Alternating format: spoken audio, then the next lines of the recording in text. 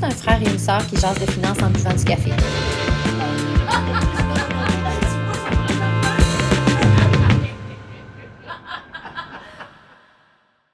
Parce que ça, tu sais, dans ton côté que je dis souvent que t'étais comme une bébite à part, Oui. ça, ce bout-là, tu l'as été aussi, là. On Vrai. s'entend.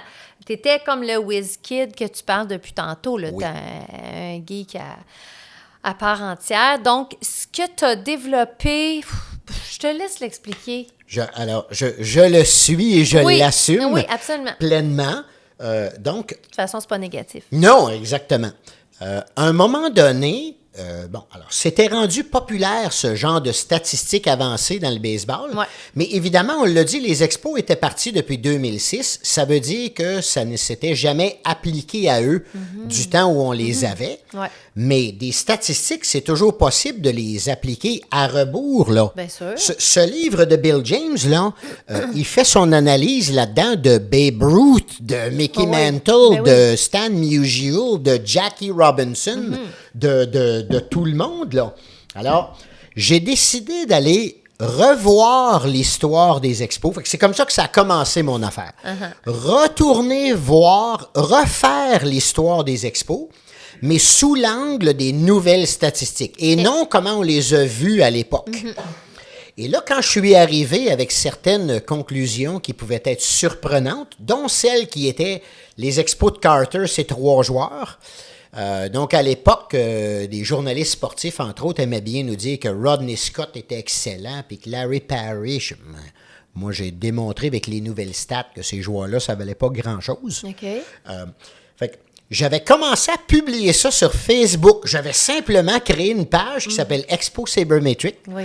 dans laquelle j'ai commencé à publier de courts articles qui relataient des travaux de recherche comme ça. OK. Ouais. Et mon lectorat, à un moment donné, a commencé lentement, puis à un moment donné, a monté en flèche, si bien qu'éventuellement, j'ai commencé à faire des conférences même. Ben oui, hein, oui, donc c'est j'ai vrai, donné... t'as fait Oui, ça, toi, hein? oui, j'ai donné des conférences à Montréal. Je me rappelle, j'étais à la Grand Bay. J'étais rendu dans les... Régional. Oui, absolument, absolument. Parce que toi, dans le fond, tu as commencé ça. Tu sais, tu me fais penser à lui, là, qui 100%. dit qu'il faisait ça de soir. Oui. Puis toi aussi, c'était par ton pur plaisir, là, Oui. tu sais. Parce que, ouais, OK. Mes bonnes idées et mes meilleurs travaux, moi, souvent... La nuit. Oui, C'est ça que t'allais puis, dire, non? puis que c'est un loisir. Oui, là. c'est ça. J'ai- Parce que ça te passionne. Si tu le Complètement. choisis, quand c'est un loisir, c'est parce que ça nous passionne. Exactement. Oui.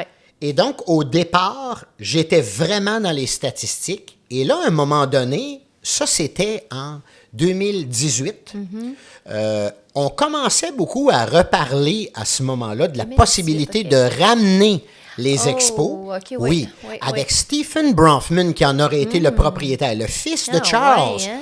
aurait ramené les expos à Montréal. OK. Et là, ma sœur, j'entendais des niaiseries Ah oui? de commentateurs à la radio, à la Ça serait télévision. pas viable? Ce serait pas possible. Alors là, j'ai décidé de migrer des statistiques vers le modèle de la business du baseball. OK. Puis là, je m'étais plongé là-dedans, puis j'avais décidé de faire un budget type des Ouais. expos pour voir si ce serait viable. Je me rappelle d'un de mes bons amis, Martin Massé, Oui. que je salue, qui m'avait dit « Ah, toi, je te connais, si tu as décidé de gruger l'os, tu vas y arriver. » Ça sera pas fait à moitié non plus. Exactement. Oui, oui. Alors, j'avais réussi effectivement à trouver toutes les données que j'avais besoin pour montrer quels seraient les revenus partagés puis les revenus locaux que les expos auraient, qui seraient capables de se payer une masse salariale moyenne et qui seraient très compétitifs, etc. Et puis là, ben, j'avais publié ça sur Facebook. Oui. Oh, je me suis fait contacter à l'époque, Eh donc oui. par RDS Ben et oui. par TVA Sport. Hey, c'est fou, ça. Et là, quand RDS m'avait contacté, il m'avait dit, mais qui êtes-vous, monsieur? Vous n'êtes pas un prof d'université? J'ai dit non. Non. Vous n'avez pas un groupe de recherche? J'ai dit non, je suis un gars tout seul dans son sous-sol. Et là, les gens d'RDS m'avaient dit, c'est parce que on vous croyait plus ou moins. Fait qu'on a pris vos chiffres, on a appelé au bureau du commissaire du baseball majeur à New York et on s'est fait répondre, Ouais, les chiffres ont bien du bon sens. Le gars à Montréal, là, son budget, là, il tient. Fait que là, ils sont venus me voir puis ils ont dit On comprend pas. non. Non. C'est malade, hein? Ah, fait que ça, j'ai adoré ça. Hey, faire je ça. comprends. Quelle belle reconnaissance. Ouais, j'ai adoré Puis là, ben, ça. ça te confirmait que ton travail que tu avais fait, c'était béton, puis que tu n'avais pas fait ça Vraiment. dans le vide. Fait que là, qu'est-ce qui est arrivé? Non? Ah! C'est pas à RDS, t'es allé. Après ça, j'étais à la TVA Sport également. Mais J'ai fait- RDS, t'es pas allé. Ils avaient fait un reportage sur Pour vrai? sur ce que j'avais dit. Oui, Ok, oui, ok. tout à fait. Puis à TVA Sport, j'étais allé à l'émission de JC, puis là, j'avais été interviewé Ben oui, ben live. oui. Ça avait très bien été.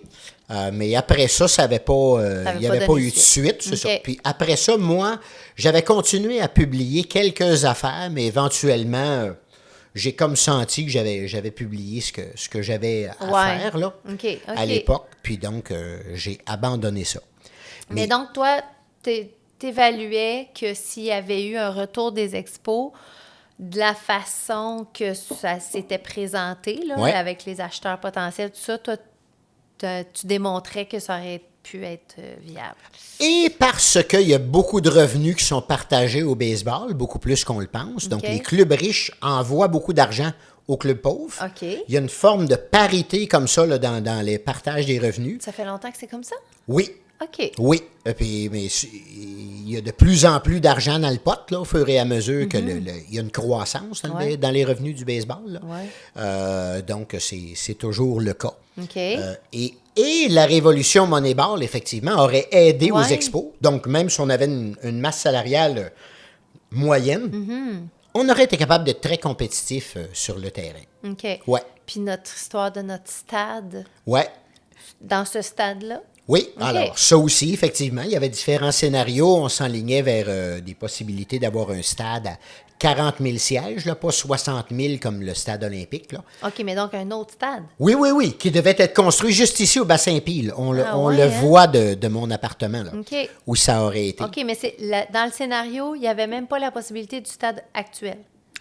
Ça se discutait également. OK. Oui, oui. Mais en général, on disait que ce serait mieux s'il serait au centre-ville. Ouais. Puis avec un plus beau stade moderne, on va s'entendre que le stade olympique n'est pas... Mais non, il n'a pas été mis à jour. on s'entend. exact. Ouais, il est c'est loin sûr. d'être idéal pour ça. Ouais. Ouais, ouais. Mais tu sais, c'est sûr qu'au niveau de la société, les gens... Ça n'a pas passé. Mais non, bâtir un nouveau stade pour une équipe de sport, Ouais. tu sais, ouais. ça Exactement. passe, c'est sûr, non, je sais, ça passe. Donc, pas. le projet est mort. Il mais, revient pas sur la table, là. ben, on en Non, hein? entend beaucoup moins parler. Ouais, c'est Ouais. ça. C'est Quand ça. même, c'est dommage. Je sais. Parce que là, dans le fond, ça veut dire qu'au Canada, on a juste les Blue Jays. Absolument. D'ailleurs, c'est leur marketing, hein, maintenant, Ben ouais. c'est Canada's Team. Ouais. Dans les séries cette année, là, c'est tout le temps ça. Ouais. Et puis, ben, ils font bien. Si tu te rappelles, pendant des années, là, ils ont fait des matchs de pré-saison au stade olympique. Là, donc, quand le printemps oui, finissait, oui. avant que la saison commence, j'étais ils même venaient allée jouer une des année, matchs. ouais. Ben voilà. Donc, Ouais. ils ont fait beaucoup d'efforts pour devenir populaires à Montréal. Ça pogne, mais tu sais, c'est pas garant d'une saison complète. Non. tu sais. C'est Non, bien non, sûr, non. là, c'est un événement unique. là. C'est pas le même engouement que si Ben non. si on avait notre propre équipe. Non, mais je veux dire aussi, Mhm. il y a bien du monde qui y vont. Fait qu'on pourrait se dire, ben, regarde, il y a bien des fans de baseball, mais toute une saison, Oui. là, faut que tu le remplisses, là, ton... Ah, c'est du stock. Il y a ouais, ouais. 81 matchs locaux Ouais, au tant que baseball. ça, Mais tabarouette. oui. OK. Fait que c'est le double du hockey. Fait que tu prends Ah, le nombre, ouais. tu prends le nombre de matchs des Canadiens Mm-hmm. qui ont un aréna de 22 000 places, puis là, tu mets un stade de 40 000 sièges fois 2 matchs. Donc, tu as littéralement 4 fois Ouais, plus de billets à ben vendre. non, ben non. Bon.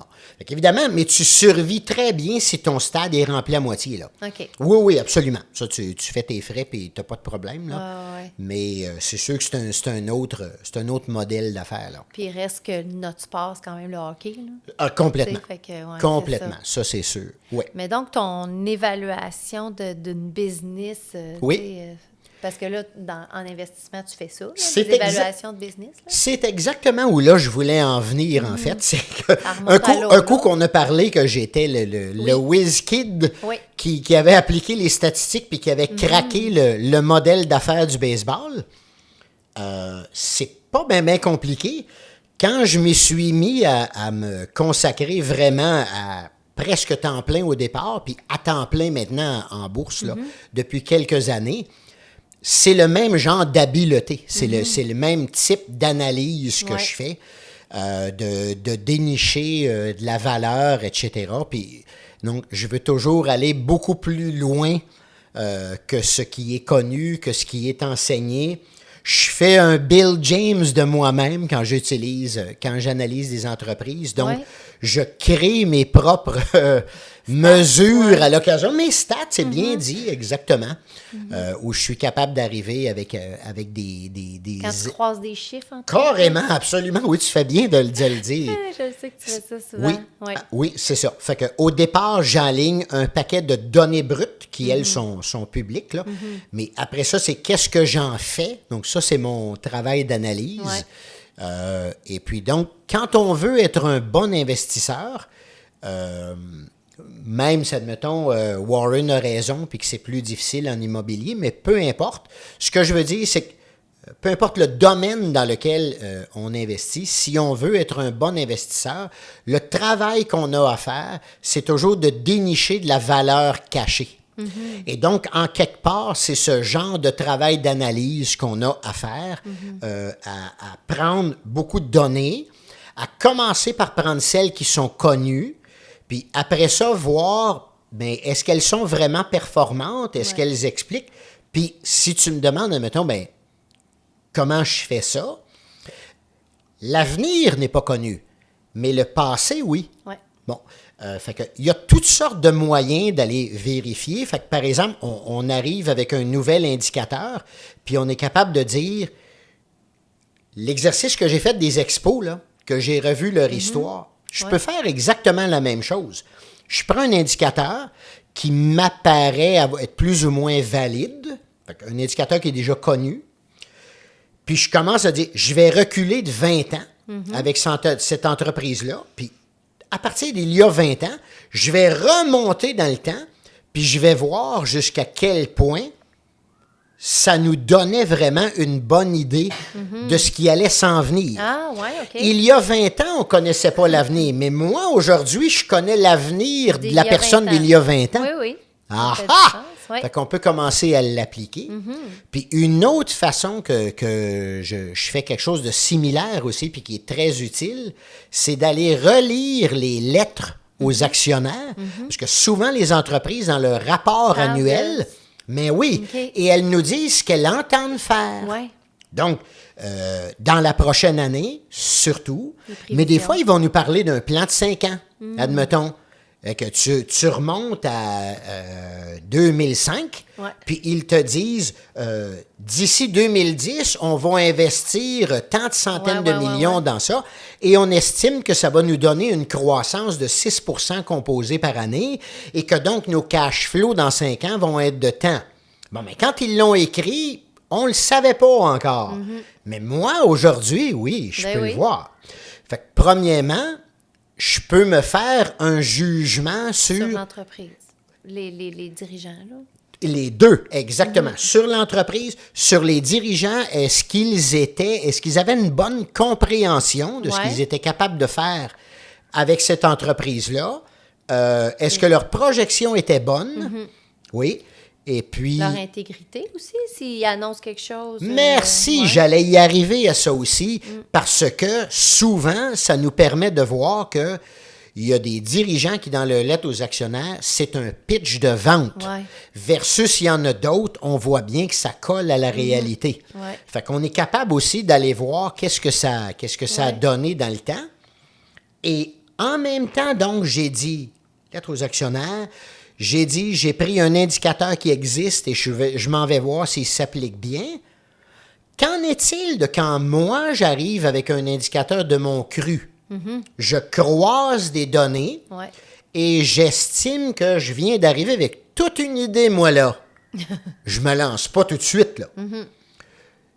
Théoriquement, ça peut avoir bien de l'allure dans ma tête. Puis je dis, ouais, il me semble que ça va être... Mais là, après ça, je m'en vais me mesurer sur des vraies études de cas. Comment je fais ça? J'en ai. Je reprends des entreprises dans le passé, puis je me dis, si cet indicateur-là avait existé et qu'il avait été appliqué, qu'est-ce que ça aurait donné?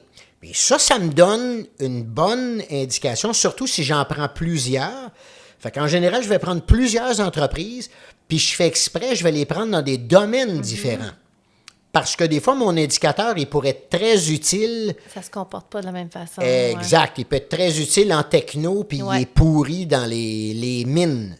Il peut être très utile à une épicerie, puis il est mauvais avec un chemin de fer. Il est très bon avec une banque, mais il est pourri. Tu me vois aller, là? Fait qu'en général, j'essaie de prendre. Puis donc, là, ça me donne une bonne indication si est-ce que ça a une validité, oui ou non? Si oui, est-ce que ça s'applique de manière générale à différents types d'entreprises ou si c'est bon pour un domaine? Fait que c'est beaucoup de... C'est ça. C'est beaucoup de travail, mais je fais le parallèle avec ce que j'ai fait au baseball aussi pour te dire que c'est le genre de choses qui me passionnent. Oui, c'est ça. Fait que c'est moins difficile dans ce temps-là à mettre des heures. C'est ça. J'aime beaucoup ce genre de puzzle intellectuel. Et puis c'est ça. Après ça, quand on l'applique à des cas dans le passé, ben on est capable de mesurer. Le valider, oui, c'est ça. Mais je reviens juste à le WizKid de Moneyball. Oui. Puis tu sais, lui, il se basait juste, supposons, juste sur des stats, puis comme tu dis, il n'est même pas allé les voir jouer, rien, tout ça. Mais dirais-tu que ça prend quand même un peu des deux? Ça prend du qualitatif aussi? Ça prend ton vieux dépisteur qui... garde, j'ai trouvé une faille, lui, je pense qu'il serait super bon pour faire telle affaire. Bon, ben là, ça prend quelqu'un pour... Oui, parce que là, nous, on a quelqu'un à l'interne pour bien le former, pour pouvoir développer cet aspect-là. Tu sais, il n'y a pas juste les chiffres. Hein? Absolument. Et maintenant, toutes les bonnes équipes ont fait la synthèse. Oui, c'est ça. Fait qu'on est passé de... Pendant longtemps, c'était uniquement les dépisteurs. Ensuite, il y a eu la révolution Moneyball. Et là, beaucoup d'équipes se sont corrigées trop loin de l'autre bord. Là, soudainement, c'était que les statistiques qui comptaient. Mais de plus en plus, on fait la synthèse. Mais tu sais, il y a encore des cas qu'on voit où on accorde un peu trop d'importance aux statistiques parfois. J'en veux pour preuve, là, on a vu ça encore dans les séries de baseball cette année. Les gérants ont tendance maintenant à retirer leurs lanceurs partants très rapidement. Oui, plus qu'avant? Beaucoup plus, parce qu'il y a une tendance statistique forte qui dit que le lanceur a beaucoup plus de difficultés à retirer les frappeurs quand il les affronte une troisième fois. Donc, on le laisse passer à travers l'ordre des frappeurs. Il y en a 9, 2 fois. Puis là, on a tendance à lui enlever la balle quand il va retourner une troisième fois. Mais, à l'occasion, là... Il est encore bien... Il est encore bien hot ce soir-là. Il l'a au bout. Puis là, tu l'as retiré trop vite. Et là, tu donnes la balle à un lanceur de relève.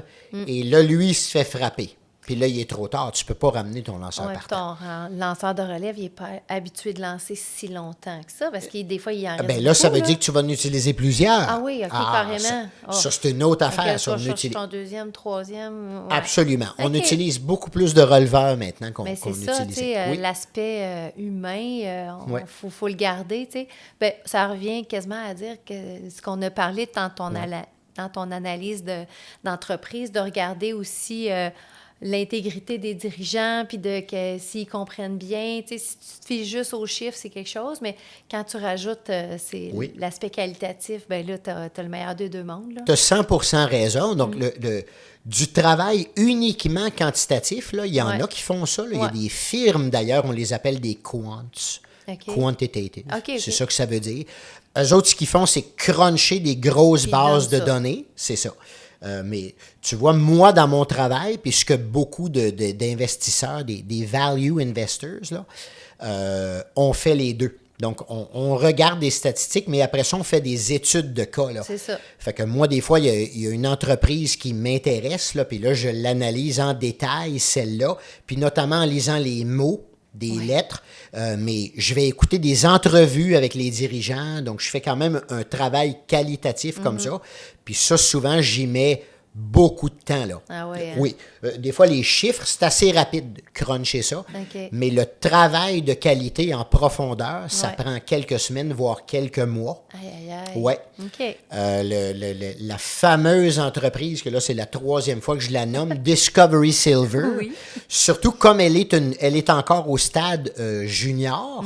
Fait que tu as beaucoup moins un track record de l'entreprise c'est comme ça, telle. c'est ça. Mais par contre, son dirigeant, Tony McCouch, il était l'ancien PDG de Kirkland Lake Gold, dans lequel j'étais investi, moi, il y a quelques années. OK.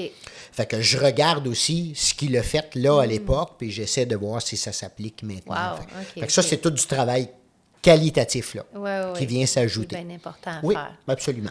Ah, ben, c'était super intéressant. Fait que Ouais. là, j'ai un autre film de Brad Pitt à regarder. Je l'ai même Oui. pas vu. Non, puis celui-là, il est plus léger. Là. Oui. The Big Short, ils ont vraiment fait un travail colossal de Pour le rendre ça rendre léger. comestible Ouais. parce que honnêtement, c'est un gros sujet, là, The Big Short. Moneyball, ça c'est Ouais, parfait. ouais. Oui, oui, Ça, c'est très divertissant, là, puis tu vas aimer ça. Oui, oui. Ben, en tout cas, c'était super le fun. C'était comme différent. Oui. J'ai bien aimé ça. Ouais. Fait que, je te laisse le mot de la fin. Oui, eh bien, même si c'est pas totalement aussi évident ce soir, il reste que de manière générale quand même, le domaine de la finance, c'est simple, mais c'est pas facile. Absolument. Merci. Merci.